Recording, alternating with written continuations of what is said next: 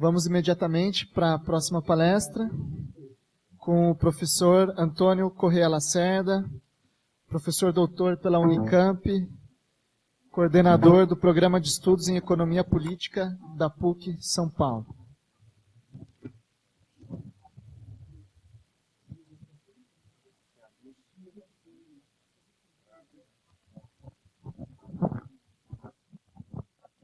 Boa noite a todas e a todos. Uma grande satisfação estar aqui nesse sábado à noite, né, tratando de um tema tão relevante com vocês. A minha contribuição aqui vai ser trazer um pouco da discussão das contas públicas e dos juros no âmbito das três esferas da União. Nós tivemos agora uma excelente apresentação sobre a dívida do município de São Paulo, muito interessante, carreada de dados. Eu gostaria agora de tratar do tema das contas públicas, no sentido das três esferas da União e, principalmente, o papel dos juros dentro desse processo.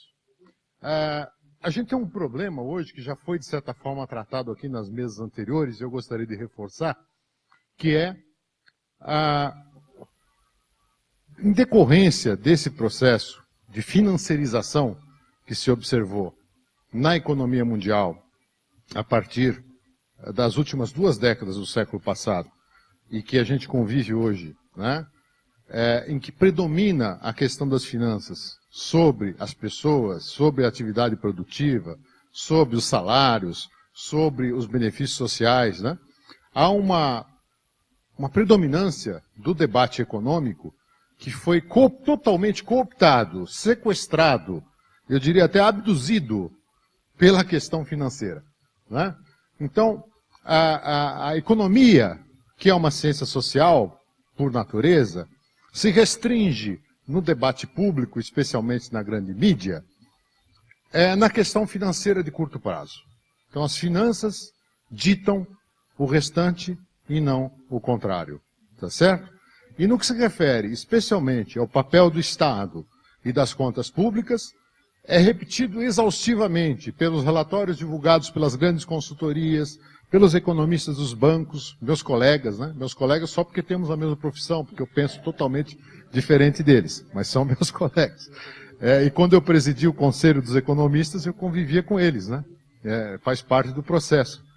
Mas o que eu queria dizer para vocês, não há problema nenhum o economista trabalhar no banco ou na corretora, ele tem que ganhar o salário dele. O problema é que no debate econômico, isso ficou restrito a essa visão estrita de que as finanças é que predominam sobre tudo. Então, por trás disso, há um predomínio de uma visão neoliberal que ganhou muita força junto com a financiarização a partir, principalmente dos anos 1990, em que é a visão do Estado mínimo, é a visão estrita de que orçamento público se compara com o orçamento do lar. Não é isso que a gente vê os porta-vozes desses interesses disseminando diuturnamente? Ora, por que o Estado é diferente do lar? Por um motivo muito simples. O Estado tem obrigações que as pessoas, as famílias, podem se exaurir ou podem se eximir de cumprir. Tá certo? Então, aí sim, eu tenho que ajustar o meu orçamento particular, a minha renda, se eu não quiser me endividar, porque eu posso deixar de ir ao cinema, eu posso deixar de comprar uma roupa nova, se a classe média pode adiar a compra do seu carro, ou se o dólar subiu, deixar de fazer férias em Miami e fazer na Praia Grande, né? Aqui, que é uma praia aqui de São Paulo, para quem não conhece, popular, né? Agora, o Estado não. O Estado tem obrigações que ele tem que cumprir, que são dadas pela Constituição, no caso do Estado brasileiro, lá de 1988, e sobre as quais ele não pode abrir mão, ele tem que cumprir essas funções. E o mais curioso disso tudo, eu vou cansá-los aqui com alguns dados também, esse aqui é o resultado das contas públicas. Aqui em cima é o chamado resultado primário. O que é o resultado primário? É o total que o Estado arrecada, sob a forma de pagamento de impostos, que nós pagamos, tá certo? Menos as suas despesas correntes. O que são as despesas correntes? Pagamento de funcionários, de fornecedores, de despesas que ele tem, sem incluir custos financeiros de pagamento da dívida. Observe o seguinte, esse quadro começa em 2005, mas se a gente voltar mais 5 anos, há pelo menos 15 anos, o Brasil tem superávit das contas públicas no conceito primário. Eu vou repetir porque isso é muito importante. De 1999, pelo menos, a 2013, que daqui a pouco eu vou falar de 2014, o Estado brasileiro, nas 3 esferas da União, tem superávit nas suas contas. Ou seja, ele arrecada mais do que ele gasta, sem considerar os encargos financeiros. Quando eu considero o resultado nominal das contas públicas, o que é o resultado nominal? É o primário, mas eu vou considerar aí o pagamento dos juros. Aí que a coisa entorna. Por quê? Essas barrinhas verdes aqui representam em porcentagem do PIB. Tudo isso aqui, então, em porcentagem do PIB. Então, vamos pegar um exemplo aqui. 2013, o Brasil teve um superávit primário de 1,9% do PIB, porém, teve um custo financeiro de pagamento de juros da dívida, somente os juros que incidiram sobre a dívida, de 5% do PIB. Então, o resultado nominal, ele cai para 2,5%, 3%, tá certo? 2% no caso. Por quê? Porque, na verdade, aquele superávit que foi gerado no conceito primário não foi suficiente para pagar os juros da dívida, tá certo? Então, quando é que esse quadro mudou? Mudou em 2014, porque pela primeira vez em 15 anos, o Estado brasileiro, nas 3 esferas, teve um déficit no conceito primário. Bom, foi um déficit monstruoso? Não, foi 0,6% do PIB. Por que esse déficit ocorreu? Porque nós tivemos uma crise internacional, a China, que é o principal parceiro comercial brasileiro, a segunda economia do mundo, desacelerou fortemente seu crescimento. Isso provocou uma queda nos preços dos produtos exportáveis pelo Brasil. O Brasil, na sua economia, para tentar fazer frente à crise, concedeu uma série de desonerações, redução de impostos para as empresas, não negociou bem isso, porque isso não foi muito bem conduzido, tá certo? Então isso diminuiu a arrecadação do Estado, que cai porque a economia desacelera e porque foram dados benefícios fiscais na tentativa de estimular a economia. E esses benefícios, na prática, não se traduziram em benefícios para a sociedade como um todo.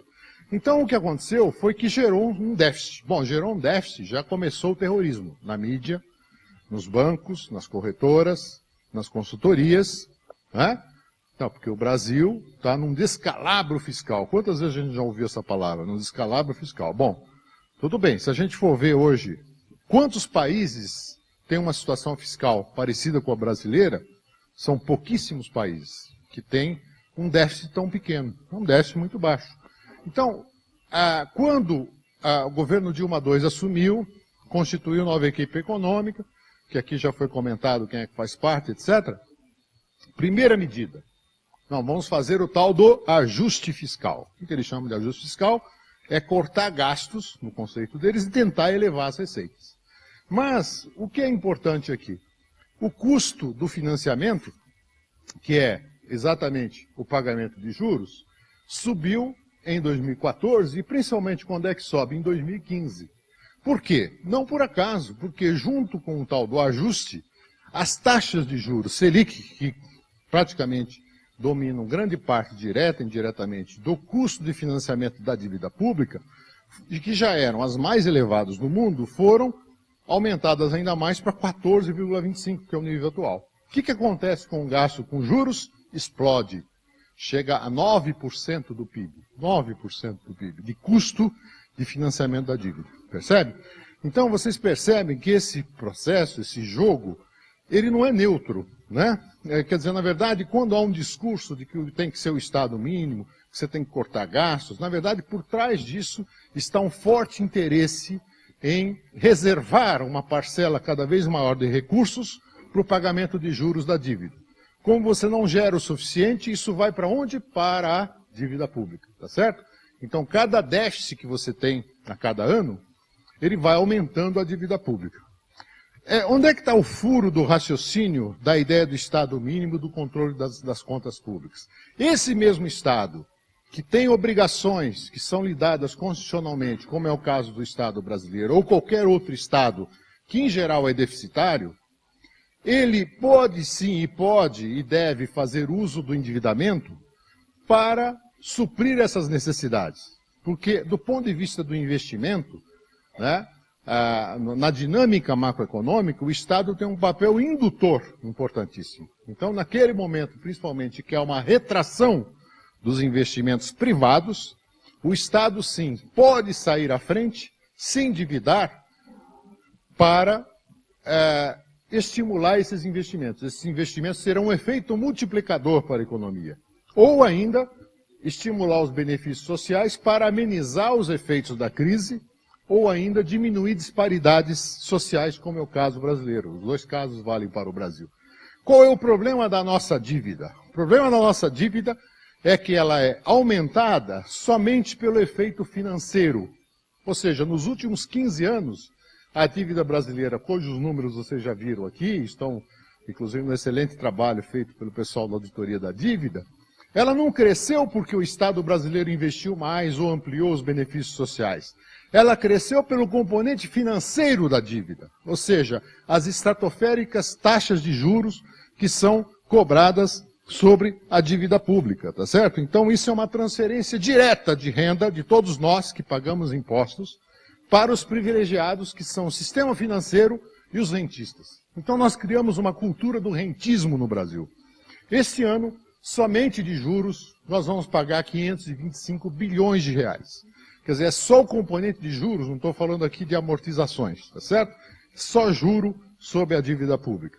No ano passado, foram gastos nada menos que 311 bilhões, também uma parcela expressiva. Mas olha o detalhe, nós estamos pagando só de juros 214 bilhões a mais do que no ano passado.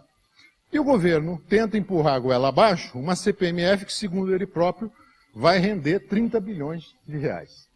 Ora, na verdade, a CPMF, se implementada, ela não vai ser suficiente nem para pagar o acréscimo dos juros que nós vamos pagar esse ano sobre o ano passado, tá certo? Além do que, como alguém aqui já destacou, um colega destacou desses que falaram antes da mesa, a CPMF é um grande engodo, porque passa a ideia de que é um imposto justo, que todos pagam, que não sei o que e tal. Na verdade, ele é um imposto altamente regressivo, porque ele é em cascata. Então, quem vai pagar mais é o pobre, porque você não acha que o empresário vai engolir o custo da CPMF. Então, ele vai ser repassado aos produtos. E, portanto, quem ganha menos paga proporcionalmente mais. Também outro engodo, dizer que não, mas a CPMF serve para, então, controlar os fluxos de capitais, os fluxos financeiros, diminui a corrupção, diminui a evasão. Bom, se for para isso, não precisa de 0,38, pode ser 0,001, que tem o mesmo efeito, tá certo? E outro engodo é achar, não, é um imposto bom porque não tem como sonegar, todos pagam. Eu costumo fazer a seguinte analogia. É a mesma coisa que se a gente chegasse assim, como a corrupção, a impunidade no Brasil é muito grande, nós vamos fazer o seguinte, nós vamos manter todo brasileiro um dia preso, porque aí nós vamos garantir que todo mundo vai ter justiça. Então todo mundo vai pagar uma parte da dívida. Então isso para mim é o papel da CPMF, tá certo? Então quem já paga vai pagar mais, principalmente o mais pobre. E quem não paga vai dar risada, porque 0,38, convenhamos, faz um bom, excelente negócio, né? Então a questão é a seguinte, isso aqui que nós estamos falando é uma relação de poder muito forte, tá certo? Há uma pressão enorme. Por exemplo, uma das coisas, dos acertos do governo Dilma, do ponto de vista da intenção, foi reduzir a Selic a 7,25%. Se vocês se lembrarem, em 2012. Foi algo corajoso, pessimamente conduzido. Isso é uma outra discussão que a gente teria que fazer num outro dia, porque não vai ter tempo hoje. Mas, de qualquer forma, o que mais me espantou foi o seguinte, eu já sabia disso. O rentismo é tão forte no Brasil que os empresários produtivos se tornaram rentistas. Ou seja, os empresários produtivos deixaram de produzir no Brasil, passaram a importar, principalmente da China, e a viver de importação e não da produção. Por vários fatores, não só dos juros, mas também da taxa de câmbio, que é uma outra discussão que vai ficar para um outro dia. Segundo os comerciantes, vocês já repararam que os comerciantes não vivem mais de vender e comprar mercadorias. Eles vivem de financiar mercadorias, tá certo? Muitas vezes com engodo de 10 prestações sem juros. Na verdade, Aquilo está embutido na taxa. Então, o produtor e o comerciante se tornaram rentistas por natureza. Ou seja, obtém o seu lucro não na sua atividade principal, mas no financiamento, tá certo? Ou na aplicação financeira, nesse jogo meramente financeiro. Agora, o que mais me espanta é que o rentismo está entranhado no Brasil, até mesmo para quem não é rentista. Isso é fantástico. Algumas pessoas me abordavam, eu tenho algumas participações na mídia, no Jornal da Cultura, no Estadão, de vez em quando escrevo, então eu tenho muito contato com o leitor, com o telespectador, e foram muitas pessoas que entravam em contato e diziam assim, puxa vida, o governo está nos ferrando com essa redução de juros. Eu tentava explicar, não, mas você tem a dinâmica macroeconômica, você vai obrigar a todos a trabalhar, porque com a redução da taxa de juros, isso vai impulsionar os investimentos, a atividade produtiva. Aí a pessoa virava para mim, mas a minha aplicação vai render menos. Mas quanto é que você tem aplicado? Eu tenho lá 5 mil reais aplicado. Né? Então, até quem não é rentista no Brasil, tem a cultura rentista. Né? Percebam que o jogo é muito difícil. É muito difícil porque o governo Dilma foi metralhado pela sua decisão de baixar os juros. Não teve suporte técnico, foi muito mal conduzido tecnicamente, aí envolve uma série de questões que a gente teria que tratar num outro momento, mas foi impressionante a pressão política sobre o governo, né? Porque exatamente o que estava em jogo era essa grande transferência de renda. Normalmente, a discussão de juros no Brasil é travada pelo seguinte aspecto. Não, mas a inflação no Brasil é muito alta, né? Então, a inflação no Brasil é muito alta, isso é algo que se repete a todo instante. Essa aqui é uma comparação entre a taxa Selic, né, a taxa de inflação que a gente tem ao longo do tempo e o juro real, que é a diferença entre a taxa Selic menos a inflação. Nós temos de longe a maior taxa de juros do mundo. Já tínhamos antes dele subir, agora então o nosso juro real. Se eu olho para trás, a inflação está rodando lá em 9,7%, a taxa de juros está em 14%, dá uma taxa de juro real de 4%. O problema é o seguinte, primeiro, essa inflação de 9,5%, 10% que nós estamos tendo esse ano, ela é tópica, ela é pontual. Tanto é que o próprio mercado financeiro, que é insuspeito nesse ponto de vista, projeta uma inflação de 6,5% a 7% no ano que vem. Então, se a gente fizer um cálculo simples, o governo está lançando um título hoje a pelo menos 14%, quando não é mais, com uma inflação projetada daqui a 12 meses de 7%. Então, a diferença dá quanto? 7% de juro real. Tá certo? E o que a gente ouve muito é, não, essa inflação no Brasil é muito alta, aí, de uma maneira desonesta intelectualmente, o Jornal da Globo, vários outros, mostram lá um gráfico e compara a inflação do Brasil com a do Chile, da Colômbia, com todo respeito a esses países, eles não representam, né, um país do tamanho do Brasil. Então, a verdade é o seguinte, se eu pegar aqui nos últimos 5 anos, antes de 2015, que 2015 é um ponto fora da curva, a inflação brasileira está na média dos países em desenvolvimento. Claro, se eu comparar com os Estados Unidos, por uma série de questões, tem inflação muito baixa. Mas os países em desenvolvimento, como o próprio nome diz, tem um processo de urbanização muito grande, tem um processo de crescimento dos serviços, um processo saudável de elevação do custo da mão de obra, que é renda para a população, é justiça social, é distribuição de renda, né? No entanto, prevalece essa ideia. Quando a gente pega, então, os países dos BRICS, que são um pouco mais parecidos com o Brasil, em termos de porte, primeiro, e em termos de capacidade econômica, né? Nós temos, por exemplo, a Índia, que tem uma inflação muito parecida com a do Brasil. Nós temos a África do Sul, também o próprio México, que é tão badalado, tem uma inflação não muito distante do Brasil, e o mais curioso, a Rússia, tem 11% de inflação, olhando os números de 2014. Nenhum desses países pratica taxas de juros como o Brasil pratica. Quer dizer, o Brasil é, sob todo ponto de vista, ponto fora da curva, tá certo? O Brasil é o único país do mundo que está subindo taxa de juros, subiu em 2015. Aliás, o contrário, né? Estados Unidos, Europa, Japão, há 7 anos estão com taxa de juros próxima de zero, porque eles estão preocupados com a crise e não com a inflação. E mesmo países em desenvolvimento, todos eles que podem, utilizam esse mecanismo como uma maneira de estimular a economia e não complicar. Porque nós estamos tendo uma inflação no Brasil elevada em 2015, porque ocorreu o seguinte, olha, essa curvinha aqui verde, né? Então aqui nós temos o IPCA, tá certo? Que é o índice cheio da inflação, os preços de mercado, que estão aqui mais ou menos estáveis, e o que deu um salto aqui?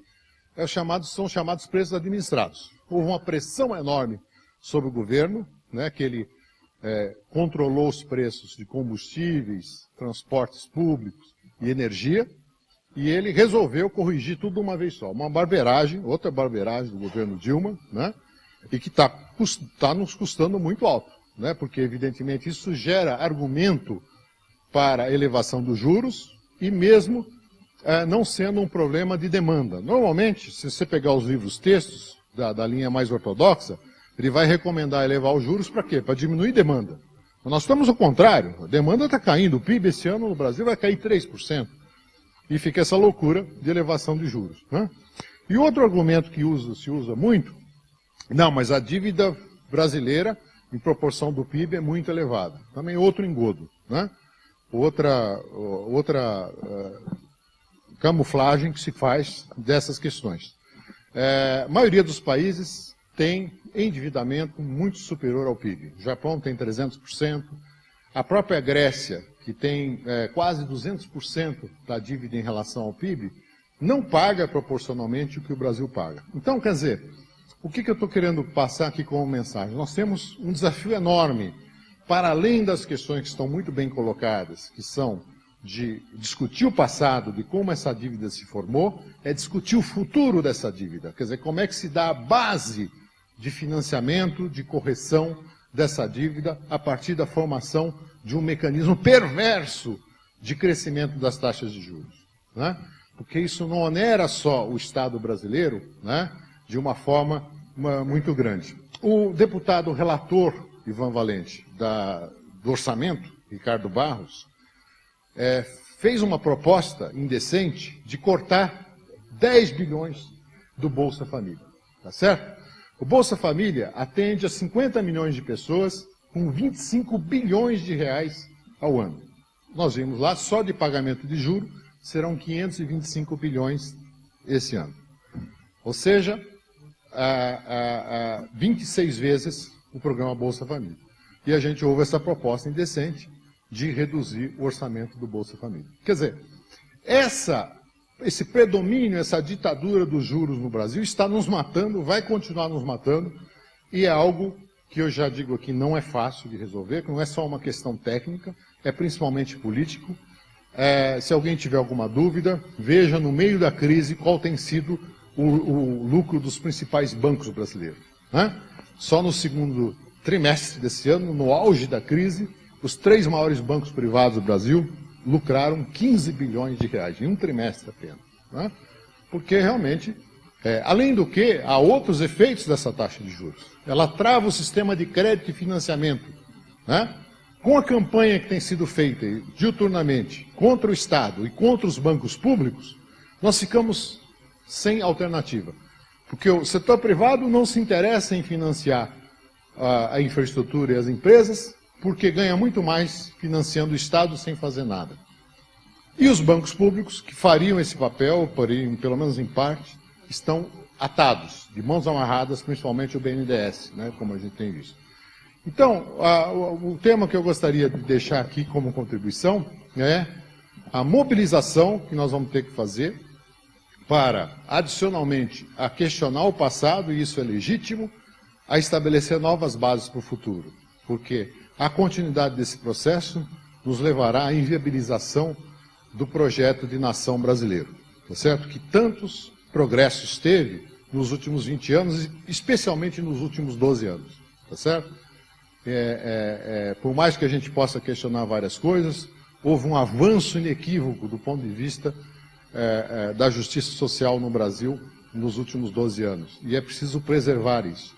E nesse sistema de a pressão, especialmente na formação da taxa de juros, isso todo estará inviabilizado e nós estamos com risco de um enorme retrocesso nesse processo, por várias questões, não só econômicas, como políticas, que vocês conhecem muito bem. Muito obrigado.